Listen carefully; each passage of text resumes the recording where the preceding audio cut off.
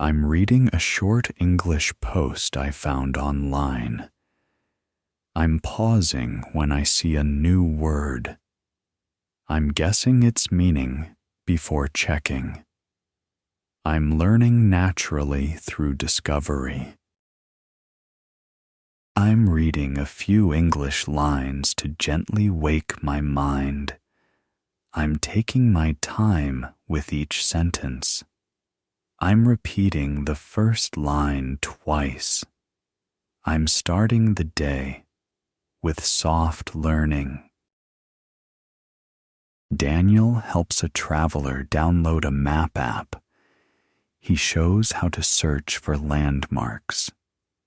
The tourist tests it and smiles happily. Daniel enjoys the small success. I couldn't find my boarding gate, even though the sign was right above me in English. I realized I wasn't reading carefully because I felt nervous. A staff member guided me kindly after I asked for help. That moment showed me that English and calmness go hand in hand at the airport. I wanted to propose a new internal program and had to present it in English. My main points were clear in my head, but the phrases came out messy. Some colleagues later asked for clarification by email. That experience showed me that strong English can make people say yes faster. Mai watches a cooking video and wants to try a new recipe at home. At the supermarket, she looks for ingredients labeled in English, feeling nervous when she cannot read everything. She repeats simple words like garlic powder and paprika, and eventually finds all she needs. She realizes that English is the bridge connecting her to new cooking experiences. He often opened the balcony door at night to let the cool breeze drift into his room. One night, he brought his English book to the doorway and read a page with the wind touching his face. The fresh air cleared his mind, making each sentence easier to follow. That night, breeze became his silent companion as he learned. Soon, every evening ended with the same ritual. Open the door, let the wind in, read a page, grow a little. I'm sitting by the window and reading a short English story. I'm letting the afternoon sunlight warm the room. I'm underlining phrases I want to remember. I'm learning in a bright, calming moment. Michael enjoys reading an English chapter while drinking hot tea.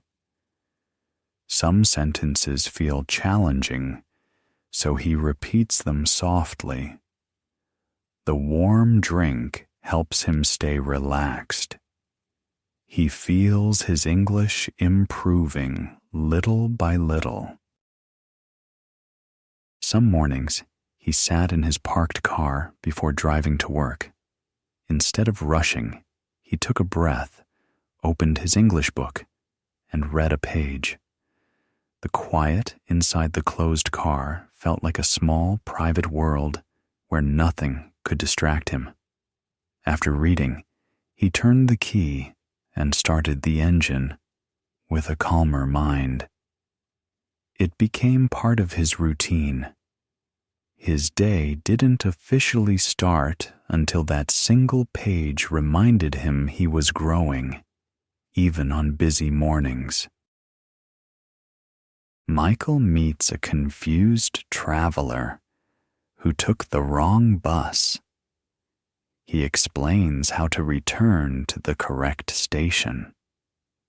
The traveler listens closely and feels relieved. Michael's kindness makes their day easier. Hua stops in front of a shelf full of cereal boxes with colorful English labels. She wants a healthy option, but many words like whole grain and low sugar confuse her. She takes a deep breath and reads slowly, checking her phone to confirm a few new words. When she finally chooses a better cereal using English information, she feels that learning the language helps her make smarter choices for her health. Chloe wants to ask Ryan about a new language class. She worries about pronouncing language. She asks, "Is the language class open now?" Clearly, Ryan explains, and Chloe feels more at ease. Lily wants to say goodbye to Ryan after work. She fears saying evening too fast. She says warmly, "Have a pleasant evening." Ryan smiles, encouraging Lily's progress. During my English presentation, someone interrupted to say they couldn't follow my point. For a second, I froze in embarrassment. Then I repeated the idea more slowly, with simpler words. That tough moment showed me that flexibility in English is a skill I must build. I'm sitting in a quiet corner and reading English slowly. I'm repeating the lines I like. I'm noticing how the sentences shape my thoughts. I'm enjoying a gentle learning moment.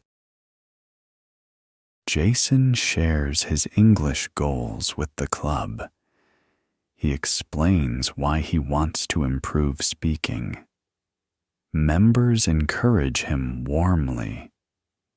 He feels supported in his journey. At the dairy section, Kwang holds 2 different yogurt cups in his hands. The labels are in English, and he feels unsure which one is better for him. He quietly reads, "High protein on one and low fat on the other," then repeats the words to remember them, choosing the yogurt that fits his needs. He discovers that reading and comparing simple English phrases can turn a confusing moment into a clear decision. I'm taking a short break and reading one English paragraph. I'm absorbing each sentence carefully. I'm underlining useful expressions. I'm learning in small, steady steps. Emma arrives early at the English club. She greets everyone with a warm smile. When the session begins, she introduces herself slowly. She feels ready to practice. I had to present my yearly achievements in English during my performance review. I wanted to show how much I had grown, but my English sentences were short and repetitive. I walked out, feeling I hadn't represented myself well. That experience convinced me that English is part of my personal brand at work. Emily wants to ask Ryan where the service room is. She hesitates over service. She asks, "Where is the service room?" Clearly, Ryan points the way. Emma tells Mark she hopes to keep this friendship for a long time. Mark says he feels the same because they communicate openly. They both appreciate the honesty. On Saturday morning, Lon stands at the entrance of a big supermarket with a small notebook in her hand. She wants to use English to read her shopping list, but she feels shy because some words look unfamiliar. Slowly, she whispers to herself, milk, eggs, bread, vegetables, and checks each item on the shelves. When she sees that she can follow her own list in English, she feels proud and realizes that even simple words make shopping easier and more fun. Kim stands in front of a long shelf full of pasta in many shapes she has never seen before. She wants to ask in English which one is good for dinner, but feels unsure about the words. After thinking for a moment, she asks a staff member, "Which pasta is good for cooking with tomato sauce?" The friendly answer helps her decide, and she realizes that English can make cooking more exciting and less confusing. Jason reads an English magazine at a bakery while waiting for his order. He practices reading recipe words like flavor and texture.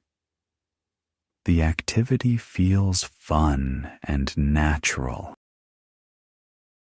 Jason talks about his feelings using basic English words. Members listen kindly. He realizes he can express emotions clearly in another language. He feels proud of this progress. Olivia tells Liam she finally used a new word correctly. Liam congratulates her and says progress often comes in small steps. She feels proud of herself. Jason wants extra towels and asks Henry. He hesitates over extra. He says, "Can I have extra towels?" Clearly. Henry brings them, making Jason feel proud.